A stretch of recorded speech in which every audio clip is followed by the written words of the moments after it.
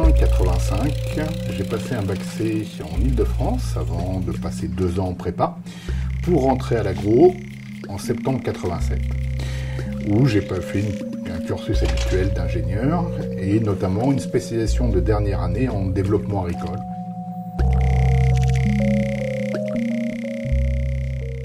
Mon premier emploi m'amène à travailler dans la filière des fruits et légumes frais, dans un bureau d'études en France, spécialisé sur les questions économiques, depuis la mise en marché des produits jusqu'à l'étude des marchés de gros. Cela m'a quand même un peu frustré comme première activité professionnelle parce que l'étude on conçoit, mais on met guère en œuvre. Et donc j'avais envie de retourner à mes premiers centres d'intérêt, à savoir les pays du Sud, et notamment au Laos, où j'avais fait un stage de fin d'études de l'agro. Et dès que la première opportunité s'est présentée, je suis reparti au Laos en septembre 93 pour une ONG, le comité de coopération avec le Laos. Nous sommes dans ce qui historiquement s'appelait le Triangle d'Or, donc cette zone un petit peu mythique des confins de l'ex-empire colonial français, où des minorités ethniques montagnardes tiraient une partie de leur subsistance d'activités toujours décriées, qu'il s'agisse d'une part de la production de pavots à opium, et d'autre part, surtout comme activité, de l'agriculture d'abbati-brody, à savoir on défriche un pan de forêt, on le brûle, et sur ce brûlis, la famille cultive le riz et l'ensemble des productions qui lui sont nécessaires pour l'année. Puis ce pan forestier est abandonné et laissé en friche, la forêt se reconstitue, et 10, 15, 20 ans après, et quelquefois un peu moins, le cycle reprend. C'est donc une agriculture forestière, la reproduction de la forêt, de la fertilité, se fait sur la base du recru forestier. Et je suis contacté en octobre 2007 par l'équipe de l'UFR d'agriculture comparée. C'était peut-être la seule chose qui pouvait me faire rentrer en métropole, à savoir l'enseignement supérieur et la recherche. Alors, je ne sais pas si on peut parler de philosophie, c'est un terme un peu vaste, mais en tout cas, il y a des principes fondateurs qui nous animent, qui est de chercher à comprendre pourquoi les gens font ce qu'ils font, comment ils le font et pourquoi ils le font, en partant du principe que si des agricultrices et des agriculteurs ont des pratiques données dans un espace donné,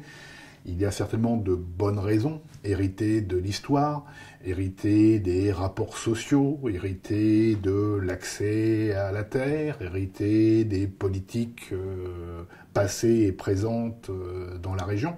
Et donc il s'agit bien de mettre en relation différents champs disciplinaires, de l'agronomie à la zootechnie, en passant par l'histoire, l'économie,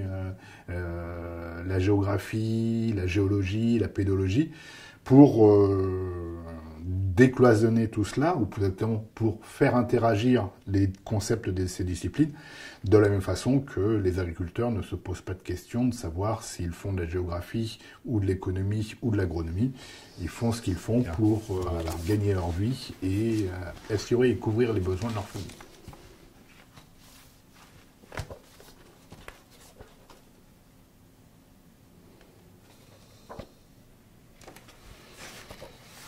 Et ça passe d'abord par les écouter, par les questionner, par discuter avec eux, par échanger avec eux, par observer ce qu'ils font sur le terrain, avant de pouvoir prétendre intervenir sous quelque forme que ce soit. C'est-à-dire que nous ne sommes pas là pour imposer un savoir extérieur parachuté, mais nous sommes là pour construire avec ces différents groupes, ces différentes catégories sociales, des évolutions qui leur seraient propices et qui seraient propices à l'ensemble de la société. Cette dimension de compréhension est essentielle. Je peux prendre comme exemple le dernier terrain sur lequel j'ai travaillé, sur lequel je suis en train de travailler, en Géorgie, où dans une plaine à une quarantaine de kilomètres à l'ouest de la capitale, eh bien, nous sommes sur un ancien périmètre irrigué de l'époque de l'Union soviétique, des milliers d'hectares, et aujourd'hui se côtoie son voisin des exploitations agricoles qui font 0,25 hectares, directement héritées des lopins, des sovkhozes soviétiques, et à côté des grandes exploitations possédées en grande partie par des capitaux étrangers, qui elles vont faire 800, 900, 1000 hectares sur lesquels se font des grandes cultures. Le contraste entre la modernité des secondes avec des engins, des grosses moissonneuses-batteuses, des gros tracteurs, du goutte-à-goutte et autres, contraste fortement avec l'agriculture essentiellement manuelle des petits lopins à côté des premières. Il n'empêche que si on mesure la quantité de biomasse créée par mètre carré, si on mesure la valeur ajoutée créée par unité de surface, les petits lopins en produisent 4 à 20 fois plus que les grandes exploitations capitalistes qui les entourent. Et donc, les petites sont difficilement viables parce que malgré tout, le revenu qu'en tirent les agriculteurs n'est pas suffisant pour faire vivre leur famille. Résultat, les jeunes partent et il ne s'agit plus qu'une agriculture de complément de retraite. Alors qu'il eût été possible de faire un développement, et il est peut-être encore possible de promouvoir un développement agricole qui soit plus conforme à l'intérêt général, qui maximise le produit intérieur brut géorgien de manière durable, en